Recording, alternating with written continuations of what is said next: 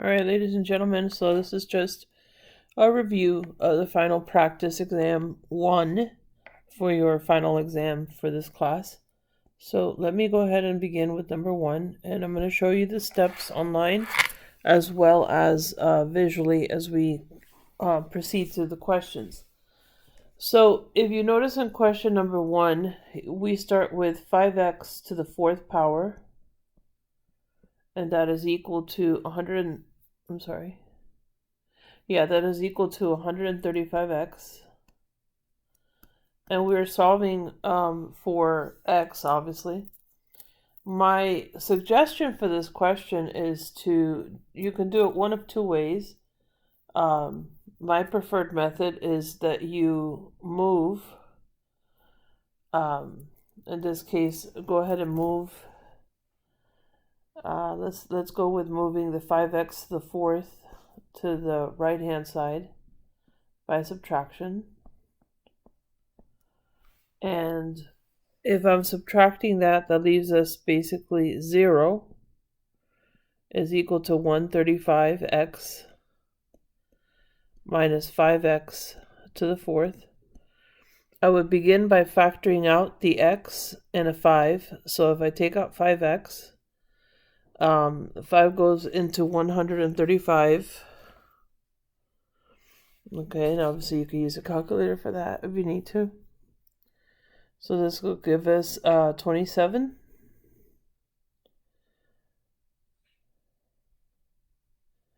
And since there's already an x there, I don't have to worry about that. What I'm also going to do then is I'm going to subtract an x to the 3rd power to complete the 5x to the 4th. And in essence, I'm left with a trinomial. And remember, this is equal to 0. So one of our solutions is that repeating 0. So if you think about it, solving for that, x is equal to 0. That's a repeating 0. And if I focus on this part of the equation, I have got 27 minus x cubed is equal to 0. If I move the x cubed to the right-hand side, I'm left with 27 is equal to x cubed, which means that if I take the cube root of both sides, I'm left with basically x is equal to 3. The sign is positive, so it does matter, and that means that our answer choice for number 1 on the questions should be B, because your solution set is 0, 3. All right, that's number 1. Let's look at question 2. In question 2, we have x cubed plus 5x squared minus x minus 5, and this is all equal to 0. So I'm thinking immediately that we should be doing factor by grouping here. So let's try factor by grouping, which means I split the equation so that you have 2 terms and 2 terms. If I take out x squared, this will leave me with x plus 5 in here. And if I take out negative 1 from the second set of terms, I'm left with x plus 5. So that works. And we're still equal to 0. Wonderful. So our next step here will be grouping these. So obviously these terms, the x squared and the negative 1, come together. The x plus 5 and the x plus 5 are one term. So we have x squared minus 1 as the first term. And our second term is the x plus 5. Remember, this is distribution, not squares. So this will leave us a solution of plus and minus 1. This will leave us a solution of negative 5. Setting both of these to 0. Okay, let me just do this a long way so you can see it in case you need it. So this x plus 5, for example, you set it to 0. You would have to then subtract the 5 on both sides. And you're left with x is equal to negative 5. Over here, you're left with x squared minus 1 is equal to 0. Add the 1 to both sides, you're left with x squared equals 1, and therefore x is equal to plus or minus 1. All right, so our solution for number 2 would be also be B.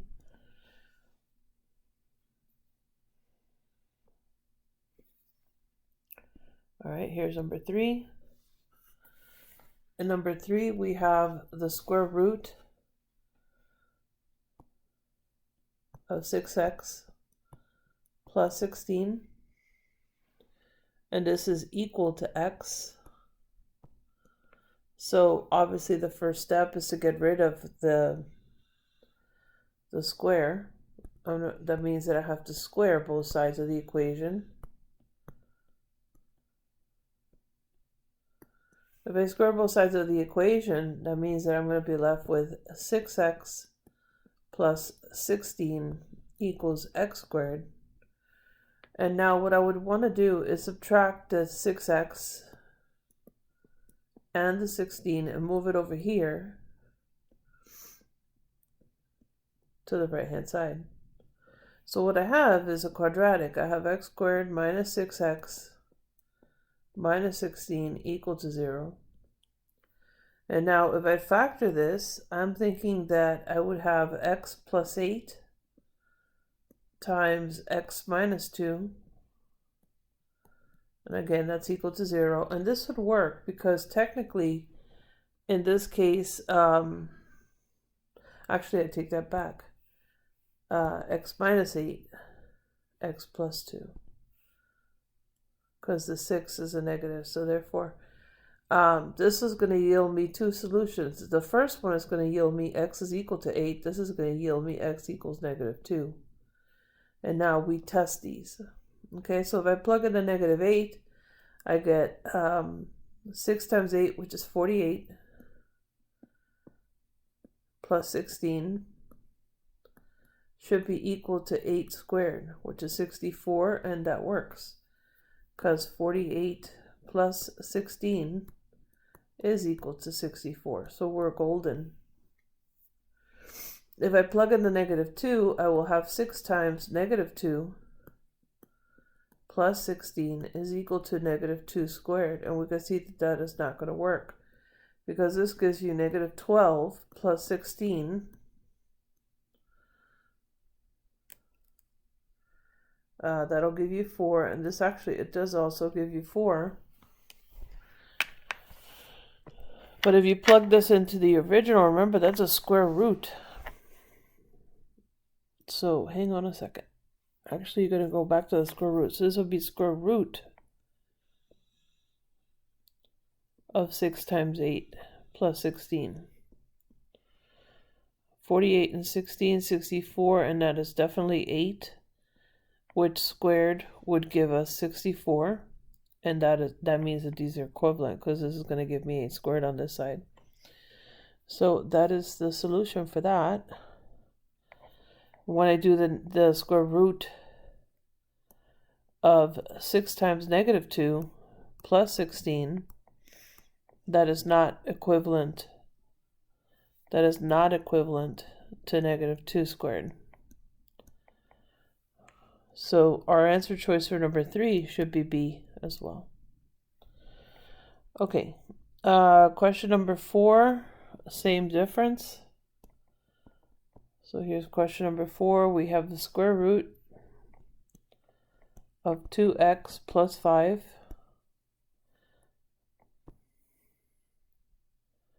And that is equal to x plus 1. Now remember, before we can square to get rid of the radical, you have to subtract this 5 on both sides. Now you have the square root of 2x is equal to x minus 4, which means I can now square both sides. So if I square this side, and I'll square this side as well, this is going to leave me with 2x is equal to x squared minus 8x plus 16. And obviously my next step is going to be to move the 2x. So I'm going to subtract 2x on both sides. That leaves me with x squared minus 10x plus 16, which I'm thinking if I use -2 and -8, that would work. So if I factor this as x minus 8 times x minus 2, my two solutions should be 8 and 2. So remember to test the solution. So we go back to our original equation, and we're going to say, okay, well, square root of 2 times 8, that has to equal, square root of 2 times 8 plus 5. Let's see if I can open this up just a little bit. Okay, so square root of 2 times 8 plus 5 should equal 8 plus 1. So this is square root of 16, which is 4 plus 5 is 9, and that should equal 9. So the 8 is a winner. Now the 2. We're going to say square root of 2 times 2 plus 5 should equal 2 plus 1, which is 3. This is going to give us square root of 4, which is 2, plus 5 is not equal to 3. So the 2 is not one of our solutions, just the 8. Awesome. All right, let's look at number 5. I'll push this back. Now, on this next one, question number 5, we have the x squared plus 8x plus 16, and all of this is raised to the 3/4 power minus 8 is equal to 19. All right, so I'm going to the first step is going to be to add this 8 to both sides. And so we have x squared plus 8x plus 16. All of this is raised to the 3/4 power equal to 27.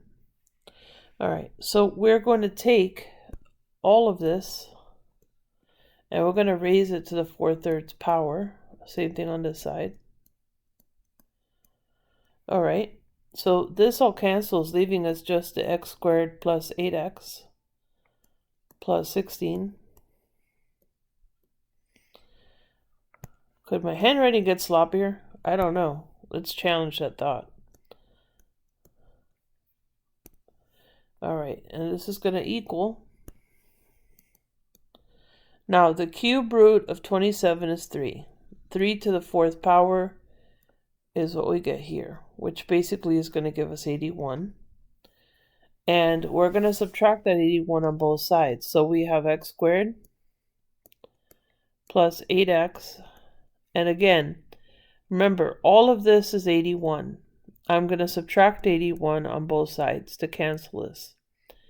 All right, so that's going to leave us with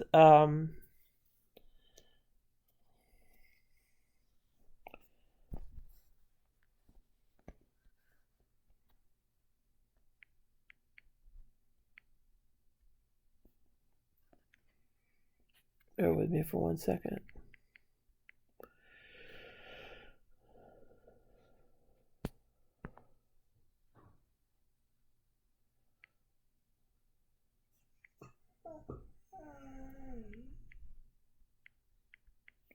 So we have negative 65 here. That means that our equation is now 8x plus, or x squared plus 8x plus 65. And so we want to factor this because remember, I added this 65 on both sides to cancel it on this side. All right, with that said, now we want to factor this number.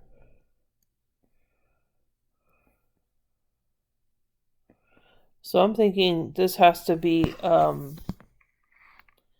let's go with x.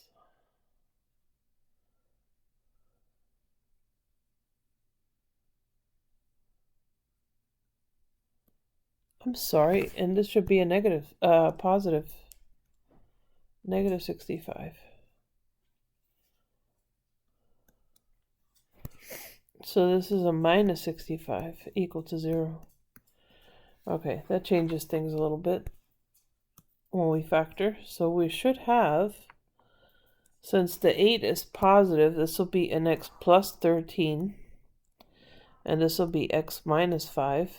And so my two solutions should be negative 13 and positive 5. All right.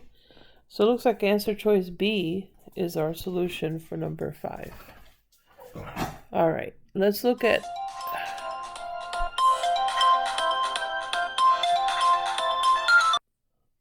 All right. So what we're going to do now is, because we have this raised to the 3 over 2, we're going to raise this on both sides to the 2 over 3. On both sides. Now doing that, this cancels out because that becomes 6 over 6, leaving us just x plus 11 equal to, and now remember, we always do the root first. The cube root of 125 is 5, and 5 squared is 25. So this is what we have right now. And what we want to do is we want to subtract that 25 on both sides. And in doing so, we end up with x minus 14 is equal to 0.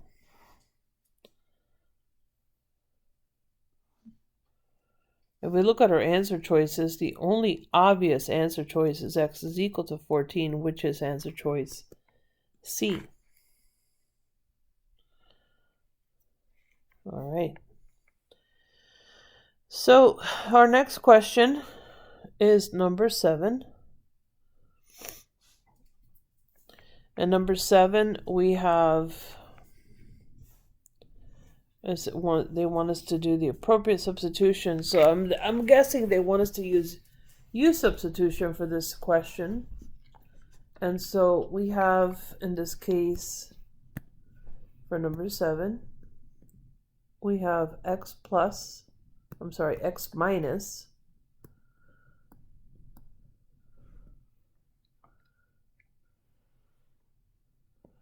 3 square root x plus 2 equal to 0. What they want you to do is basically use substitution. My suggestion is, if we do use substitution, remember that in this case u is equal to the square root of x. As I've always said, always look here for the substitution. And that means that we have u squared minus 3u plus 2 equal to 0. Okay, so we factor this out. We end up with u minus 2 times u minus 1. If you notice, the inner outer, when you multiply them, will give you the negative 3u. And the product of these two will give you the positive 2. So we're good. But please remember to go back and substitute this back in. So you have basically, in this case, square root of x minus 2 is equal to 0. And you have square root of x minus 1 equal to 0. So I would add these values to both sides, leaving you, in this case, square root of x is equal to positive 2. And over here, you're left with square root of x equals positive 1. And we're going to raise both of these to the second power to get rid of that radical. So if I do that to both sides of each equation, I end up, in this case, with x equals 4. And over here on this side, I get x equals 1. So it looks like answer choice A is going to be your solution for number 7. Because 1 and 4 are your solutions. Again, we're still substituting for this part. So we have x to the fourth. This is number 8. We have x to the fourth minus 14x squared plus 45 is equal to 0. So using u substitution, our u is sitting right here. So this is u equals x squared. So once again, this is u squared minus 14u plus 45 is equal to 0. And if I factor this, I'm thinking this is going to be u minus 5 and u minus 9. Again, the inner-outer products are going to give you the negative 14u. And negative 5 times negative 9 is positive 45, so that checks out. But again, remember that your u is actually x squared.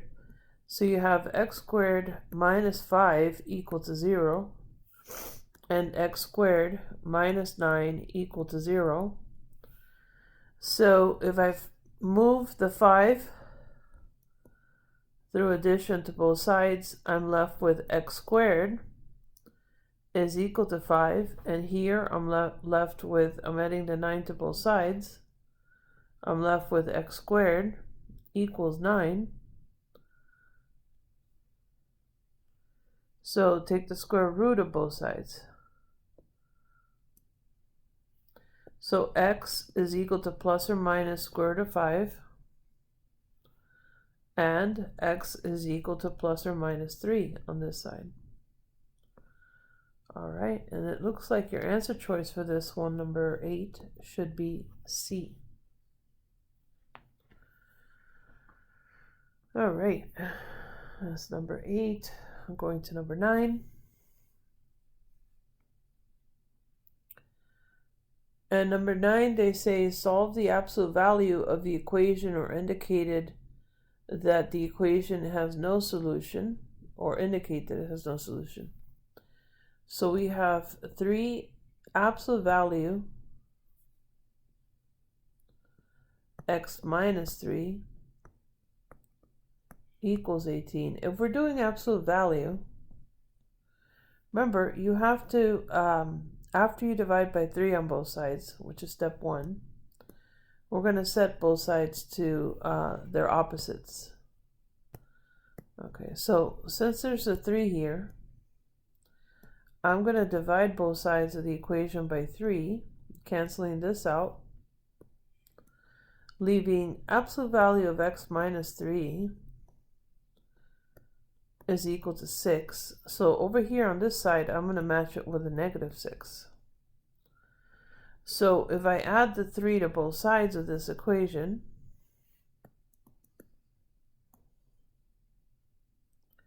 I'm left with negative 3 equals x, absolute value of x, which we already are solving for, equal to 9. So our 2 possible solutions in this case are going to be positive 9 and negative 3, but it may not always work out correctly because we need to check for extraneous solutions. All right, in doing so, when we plug in our value, if we just mentally look at it, so if I start with 3 times negative 3 times negative 3, negative 3 times negative 3 is going to give you absolute value of negative 6, which becomes positive 6 times 3 is 18, so that works out. And if I do the 9, now 9 minus 3 is positive 6. So actually the answer choice for number 9, which starts where? Here's number 9. The answer for this one should also be B.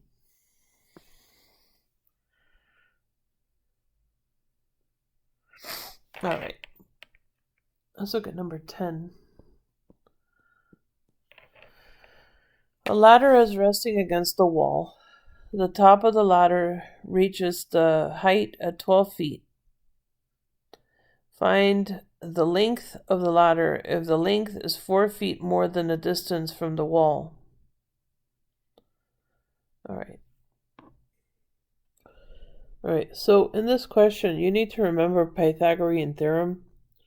So think of this as A, B, and C. If you remember, the rule for Pythagorean is a squared plus b squared equals c squared. In the question, it says that this is 4 more than the length, so we need to find x first. So the way I see it is, think of the 12 as 12 squared plus the b, which is going to be x squared, equal to c, which is x plus 4 squared.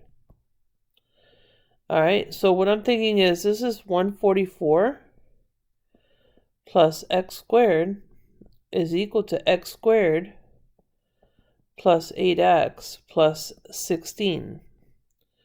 Now, technically, you could tell that the x squares are going to cancel each other out, so you're left with this.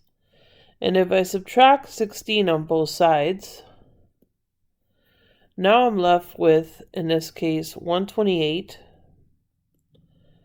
is equal to 8x. And now if I solve for x, I'm going to divide by 8 on both sides.